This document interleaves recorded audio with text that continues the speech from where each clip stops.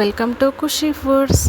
ఈరోజు నేను మీకు చూపించబోయే రెసిపీ క్యాప్సికమ్ ఎగ్ కర్రీ. క్యాప్సికమ్ని మనం ఎక్కువగా మంచూరియాలో, నూడిల్స్లో చాలా వాడుతుంటాం కదా. సో ఇప్పుడు ఈ క్యాప్సికమ్ ఎగ్ కర్రీ ఎలా చేయాలో తెలుసుకుందామా. దీనికి కావాల్సిన ఇంగ్రీడియంట్స్ ఏంటంటే, ఒక హాఫ్ కేజీ క్యాప్సికమ్కి ఒక 5 to ఎగ్స్ బాయిల్ చేసి ఎగ్స్ తీసుకోవాలి. అండ్ ఒక ఉల్లిగడ్డ, ఒక 5 to 6 పచ్చిమిర్చి, కొంచెం కొత్తిమీర అన్నీ కట్ చేసి పెట్టుకోవాలి.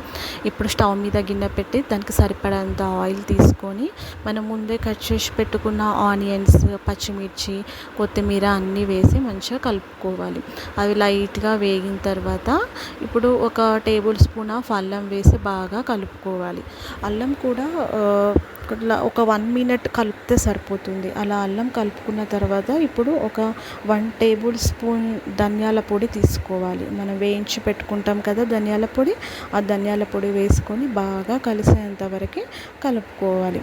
అలా కలిపిన తర్వాత ఇప్పుడు ఒక 1 టేబుల్ స్పూన్ ఆఫ్ పసుపు తీసుకున్నాక మొత్తం పసుపు అంతా మంచిగా కలిపేసి చక్కగా కలుపుకోవాలి. ఇప్పుడు ముందే మనం కట్ చేసి పెట్టుకున్న క్యాప్సికమ్ ఉంది కదా, చిన్న చిన్న పీసెస్. ఇప్పుడు ఆ క్యాప్సికమ్ని ఆ గిన్నెలో వేసి బాగా కలుపుకోవాలి.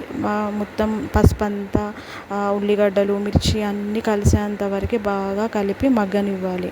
మంట మాత్రం మీడియం ఫ్లేమ్లో పెట్టండి. అలా మీడియం ఫ్లేమ్లో పెడితే ఈ క్యాప్సికమ్ పచ్చి స్మెల్ అంతా పోతుంది, అవి మంచిగా మగ్గుతాయి. అలా మగ్గేదాకా మూత పెట్టొద్దు. కొంచెం మగ్గిన తర్వాత ఒక 2 to 3 టేబుల్ స్పూన్ ఆఫ్ కారం తీసుకోవాలి. కొంచెం కారం ఎక్కువ తినే వాళ్ళైతే ఇంకా కొంచెం ఎక్కువైనా తీసుకోవచ్చు. బట్ నేను ఒక 3 టేబుల్ స్పూన్ ఆఫ్ కారం తీసుకుంటున్నాను. ఇంకా 1.5 టేబుల్ స్పూన్ ఉప్పు తీసుకోవాలి. ఇది మొత్తం ఉప్పు వేసుకున్న తర్వాత ఈ క్యాప్సికమ్ని మొత్తం బాగా కలపాలి. మంచి కలర్ వస్తుంది చూడండి, ఎంత కలర్ఫుల్గా ఉందో క్యాప్సికమ్. చాలామందికి ఇష్టం ఉంటుందా క్యాప్సికమ్? నాకైతే బాగా నచ్చుతుంది. ఈ రెసిపీ కూడా వండర్ఫుల్గా ఉంది. క్యాప్సికమ్ ఎగ్ కర్రీ మాత్రం సూపర్ డూపర్ టేస్టీగా ఉంటుంది. మీరు డెఫినెట్గా ట్రై చేయాల్సిందే ఇది. ఇప్పుడు మూత పెట్టేసుకొని మీడియం ఫ్లేమ్లో పెట్టి ఒక 5 to 10 minutes ఉంచండి. మధ్య మధ్యలో కలుపుతూ ఉండండి. చూడండి ఆల్మోస్ట్ ఎంత బాగా కుక్ అయిపోయిందో క్యాప్సికమ్. ఆయిల్ కూడా లైట్గా సపరేట్ అవుతుంది. ఎప్పుడైనా కర్రీలో ఆయిల్ సపరేట్ అయ్యేంత వరకు మనం కొంచెం కలుపుతూ ఉండాలి, ఉడికిస్తూ ఉండాలి. అప్పుడే కర్రీ సూపర్ టేస్ట్గా ఉంటుంది. ఇప్పుడు ఒక క్యాప్సికంలో ఆయిల్ సపరేట్ అవుతున్న టైంలో నేను బాయిల్ చేసి పెట్టుకున్న ఎగ్స్ ఉన్నాయి కదా, అవన్నీ 1 by 1 పెట్టేస్తున్నానండి. అలా పెట్టేసి వాటిని తిప్పుతున్నా. మంచిగా క్యాప్సికమ్ కిందికి తిప్పేస్తున్న. దానికి ఉన్న కారం, ఉప్పు ఆ ఎగ్స్కి మంచిగా పట్టడానికి దాన్ని టర్న్ చేస్తూ ఉంటే బాగుంటుంది. చాలా టేస్ట్ ఉంటుంది. అలా టర్న్ చేసేసరికి దానికి ఉన్న మసాలా అవన్నీ పడతాయి కదా, బాగుంటుంది కూడా.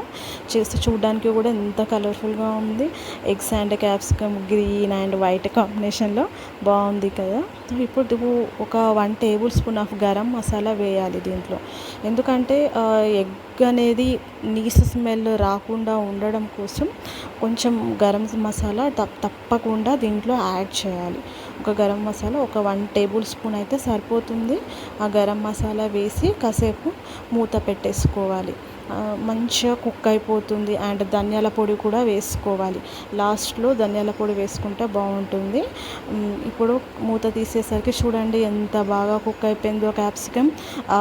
ఆ కారం, ఉప్పు, ఆ కర్రీ కూడా ఎగ్స్కి చాలా బాగా పట్టింది. మంచి గోల్డిష్ కలర్లో టర్న్ అయిపోయాయి చూడండి. సో అంతే, సింపుల్ అండ్ టేస్టీగా ఉండే క్యాప్సికమ్ ఎగ్ కర్రీ రెడీ. తప్పకుండా మీరు ఈ రెసిపీని ట్రై చేయండి.